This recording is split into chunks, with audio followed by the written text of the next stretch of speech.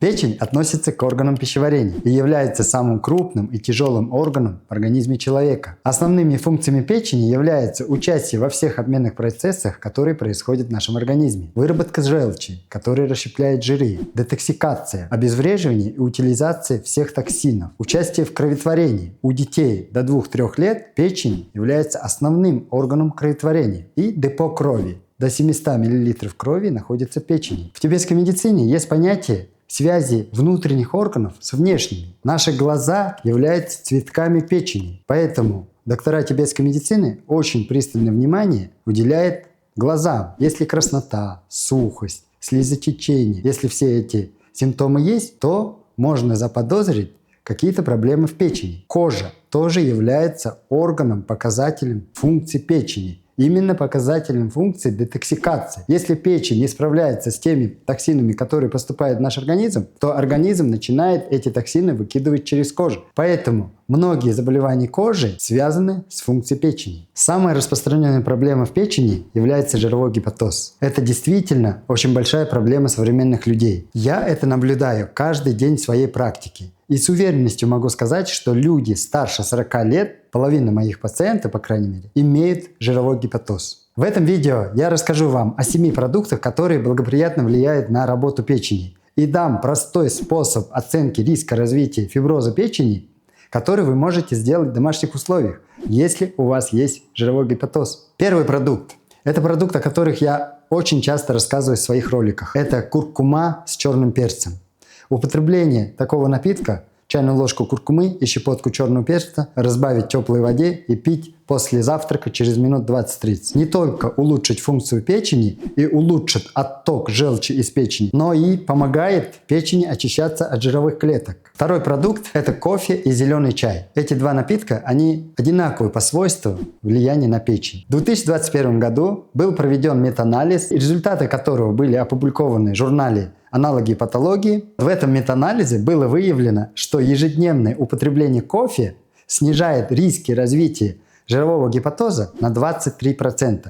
А если у человека уже имеется жировой гепатоз, то риски развития фиброза печени на 32%. Кофе и зеленый чай не только обладают противовоспалительным действием, но и уменьшает образование соединительной ткани в печени. И, конечно, в кофе и в зеленом чае содержится очень большое количество антиоксидантов. Если говорить про кофе, то такие как кофеол, кофестол, хлорогеновые кислоты. Хлорогеновые кислоты и в зеленом чае много. А в зеленом чае очень много флавоноидов. Это тоже очень хорошие антиоксиданты. Кофе улучшает отток желчи и снижает уровень лептина. Лептин – это гормон, вырабатываемый жировой тканью, и он в большом количестве содержится у людей с ожирением. Третий продукт – это шафран. В тибетской медицине говорится о том, что шафран является лучшим средством для печени. Это самая дорогая специя. Шафран сам по себе очищает печень от жиров, улучшает функции детоксикации печени и очищает кровь во всем организме. Вот я, например, ежегодно месяц употребляю шафран. 5-6 тычинок шафрана кладу в стакан,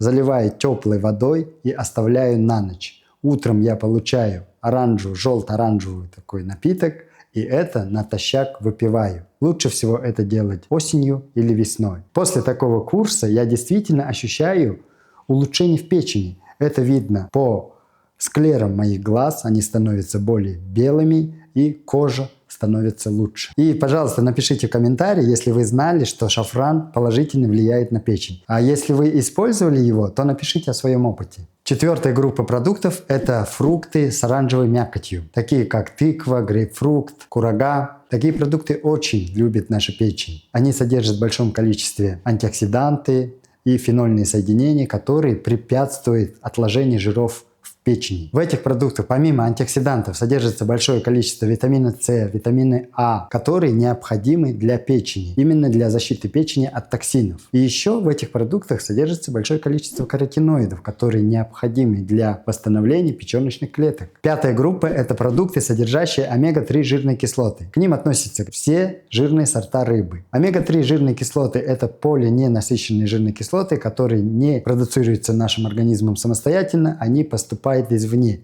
Поэтому мы обязательно должны есть продукты, содержащие омега-3 жирные кислоты, потому что они очищают нашу печень от жиров, обладают противовоспалительным эффектом, и они улучшают отток желчи, то есть очищение, улучшает функцию детоксикации печени. Омега-3 жирные кислоты являются полиненасыщенными жирами. При их употреблении клетки нашего организма увеличивают рецепторы к холестеринам, к липопротеинам низкой плотности, тем самым очищая кровь от липопротеинов низкой плотности и снижает уровень холестерина крови, в том числе и очищает жировые отложения в печени. Когда мы говорим про омега-3, все сразу думают о жирных сортах рыбы, такие как лосось, семга.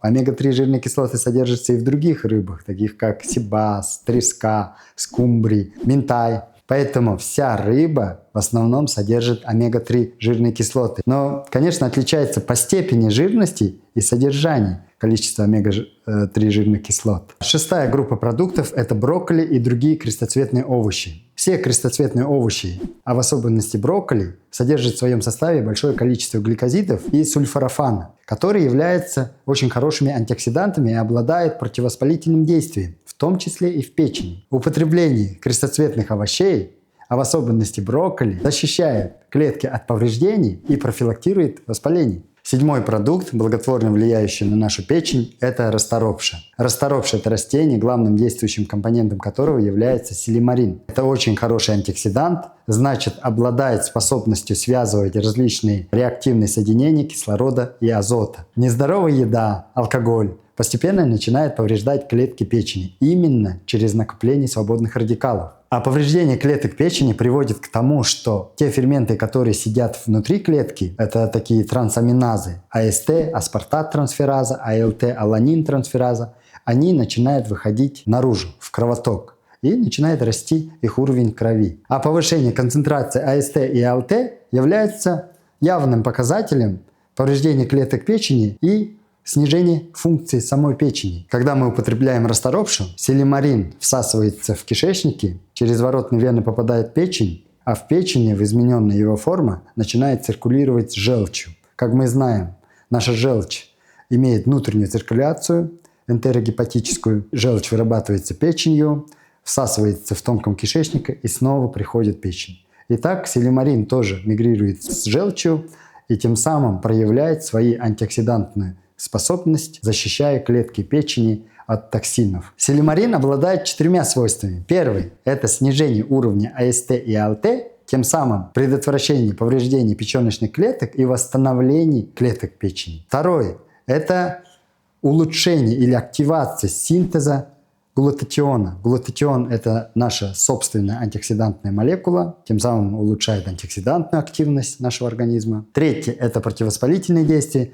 Употребление силимарина уменьшает провоспалительные цитокины, такие как альфа-тумор-некротический фактор, интерлейкин-1, интерлейкин-6, о которых я во многих роликах говорю. И четвертое действие, силимарин и его производные, снижает образование соединительной ткани в печени, то есть образование рубцов в печени. Образование соединительной ткани печени приводит к циррозу печени. Тем самым силимарин предотвращает образование цирроза печени. Хочу отметить важную вещь. Все эти продукты или группа продуктов работают только в рамках рационального, сбалансированного питания. И нужно помнить про закон сохранения энергии. Вы должны есть столько, сколько вы тратите, если вы хотите оставаться таким, каким вы сейчас есть. Если вы хотите похудеть, то вы должны есть меньше, чем вы тратите. А если поправиться, то вы должны есть чуть больше, но правильные продукты, которые не откладываются в виде внутренних жиров, а также с правильным режимом питания, о чем я говорю очень часто в своих роликах. Если вы хотите знать больше про правильное питание, смотрите мои ролики про питание. Есть ролики «Завтрак», «Обед» и «Ужин». Там я все про это очень детально рассказываю. Не нужно думать, что употребление этих продуктов в большом количестве даст хороший эффект. Потому что если мы даже самые лучшие продукты употребляем в большом количестве, это может стать ядом для нашего организма. Помните об этом. И как обещал, простой тест на определение риска развития фиброза печени. Точную формулу вы увидите на экране. ФИБ-4 формула называется, равно возраст пациента умноженный на АСТ, аспартат-трансфераза, количество, в анализах у себя увидите, деленный это на тромбоциты 10 в 9 степени, умноженный на корень квадрата ЛТ, аланин трансфераза, тоже у вас в анализах все эти показатели есть. На самом деле в онлайн-калькуляторе вы можете просто свои показатели подставить и нажать равно, и там будет значение, да.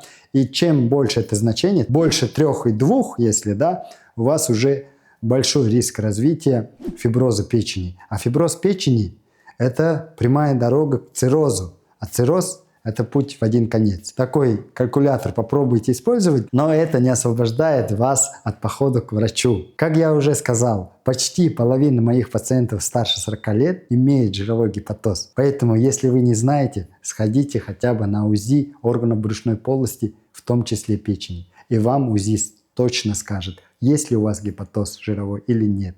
Будьте здоровы!